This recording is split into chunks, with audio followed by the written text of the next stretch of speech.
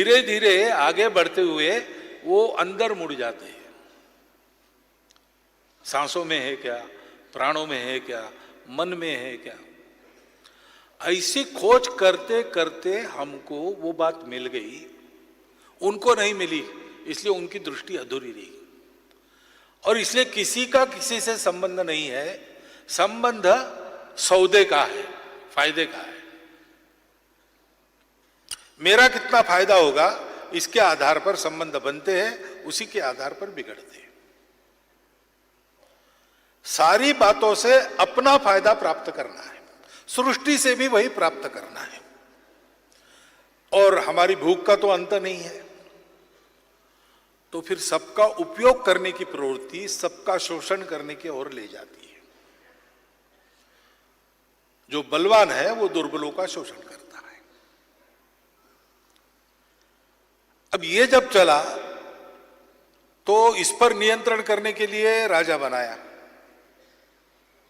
राजा बनने के बाद कुछ दिन ठीक चला, लेकिन बाद में राजा ही लुटारू बन गया।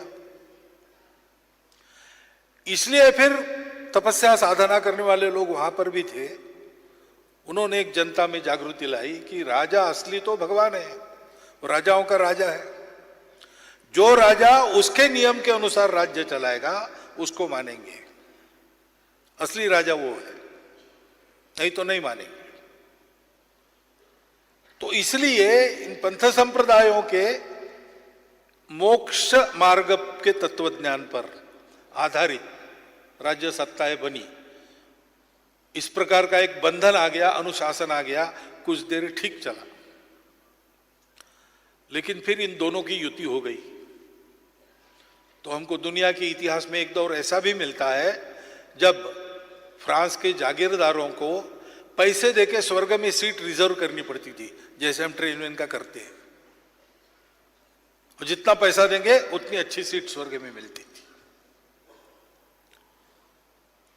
अब कैसे, यानी जो रक्षक वही भक्षक हो गया। जनता त्राही त्राही मचाने लगी, लेकिन उसी समय विज्ञान आ गया और एक तर्क शुद्ध विचार करके जो कुछ है प्रमाणित करो, हमारे आंखों के सामने बताओ, प्रतीति के बिना हम विश्वास नहीं रखेंगे। तो वैज्ञानिक कहते थे कि भगवान अगर है तो उसको भी हमको परीक्षण नली में आना पड़ेगा, हमारे टेस्ट ट्यूब में आना पड़ेगा, तभी हम उसको मानेंगे। तो इस त्रासदी से जनता मुक्त हो गई और विज्ञान के आधार पर हम आगे बढ़े।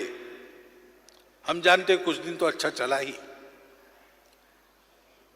लेकिन बात साधनों की नहीं है, बात आपके ज्ञान की नहीं है, बात आपके प्रवृत्ति की है। प्रवृत्ति क्या है? हम सब अलग अलग है, हम जुड़े नहीं है। हमको अपना जीवन जीना है अच्छे से, इसलिए दूसरों के जीवनों का उपयोग करना है। उपयोगी है उनको, उनका रक्षण करना है। जो हमारे उपयोगी है उनका हम रक्षण करते हैं। वयम रक्षामः, यही राक्षस प्रवृत्ति है। इस अधूरी दृष्टि के आधार पर सब चला है। तो हम देखते हैं कि शरीर का सुख तो भरपूर मिलता है, लेकिन शरीर का सुख बहुत लेने वाले लोग प्रायः मन के और बुद्धि के सुख को नहीं प्राप्त करते। पैसा कमाने के लिए मेहनत करते हैं दिन रात, परिवार ठीक चले, लेकिन पैसा कमाने वाला दिन भर घर के बाहर रहता है तो बच्चे भी उसको पहचाना कभी कभी भूल जाते हैं। ऐसा एक विनोद चलता है। इतना अतिवाद नहीं होता होगा, लेकिन कहते हैं कि छुट्टी के दिन और महाशय घर पर रहे तो बच्चे पूछने लगे माता जी को कि नया आदमी कौन है घर में, क्योंकि सुबह 5 बजे दुकान में चले जाना, रात को 11 बजे के बाद आना। मनुष्य को सुख चाहिए, यानी क्या चाहिए? नित्य अनुभव तो अपना ऐसा है कि केवल शरीर का सुख मिलके समाधान नहीं होता। रसगुल्ले अच्छे लगते हैं तो रसगुल्ले खिलाऊंगा, लेकिन एक रसगुल्ला खिलाऊंगा तो एक जूता मारूंगा, तो मनुष्य मान्य नहीं करता। कई बार कोई मन को अतिरंजित करने वाला कोई है, अच्छा नाटक है, सिनेमा है, कुछ देखते समय भोजन का समय हो जाता है, भोजन नहीं करते। भोजन हाथ में है तो भी टीवी को देखते रहते, क्योंकि वहां कुछ मन का सुख है, वो भी चाहिए, बुद्धि का भी सुख चाहिए। कुछ करने को सोचने को नहीं रहा तो आदमी विमनस्क बन जाता है, पागल बन जाता है।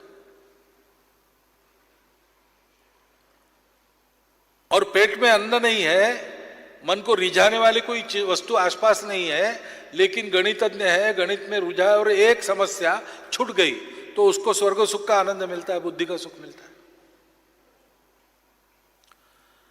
ये तीनों आनंद मालूम है दुनिया को, वो जानते हैं शरीर का भी सुख होता है, मन का भी सुख होता है, बुद्धि का भी सुख होता है, लेकिन इसको एक साथ प्राप्त करना उनको पता नहीं।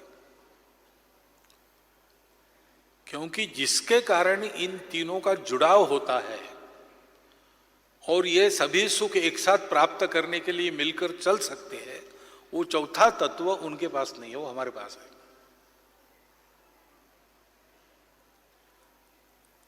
मनुष्य को सुखी करने प्रयोग हुए, कितने प्रयोग हुए 2000 वर्षों में। ईश्वर को मानने वाली विचारधारा है, उनका प्राबल्य रहा। ईश्वर को न मानने वाली विचारधारा है, उनका प्राबल्य रहा। जड़वादी विचारधाराओं ने कभी व्यक्ति को पूरा महत्व दिया और बाकी सबको गौण माना, उससे भी दुख उत्पन्न हुआ, प्रतिक्रिया हुई। इसलिए समाज को ही सब कुछ मानना, व्यक्ति को केवल उसका पुर्जावर मानना, ऐसे लेकर प्रयोग हुए। क्या हुआ? उसकी भी प्रतिक्रिया हुई, वो तथाकथित साम्यवाद समाजवाद ध्वस्त हो गया। लेकिन उत्तर नहीं मिल रहा है। मनुष्य और मनुष्यों का समूह, समाज, परिवार, समाज, छोटे मोटे समूह रहते हैं मनुष्यों के, इन सबका ठीक होना चाहिए, लेकिन सबका एक साथ ठीक नहीं हो सकता। कैसे किया जाए? मनुष्य का विकास होता है, सृष्टि का विनाश होता है। विकास भी चलता रहे और विनाश भी न हो सृष्टि का, जोड़ने वाला क्या है? वो जोड़ने वाला जो तत्व था वो उनके पास नहीं है। इसलिए सारे प्रयोग जो उनके हुए, उसके कुछ अच्छे पहलू है, उसमें से कुछ उपलब्धियां है, ये सब है, लेकिन मूल समस्या जो है मनुष्य को सुख, समाधान, शांति की प्राप्ति करा देने वाली एक व्यवस्था देना। मनुष्य निर्मित पिछले 2000 वर्षों की जो सारी व्यवस्था है वो इसमें पूर्णतः असफल रही है।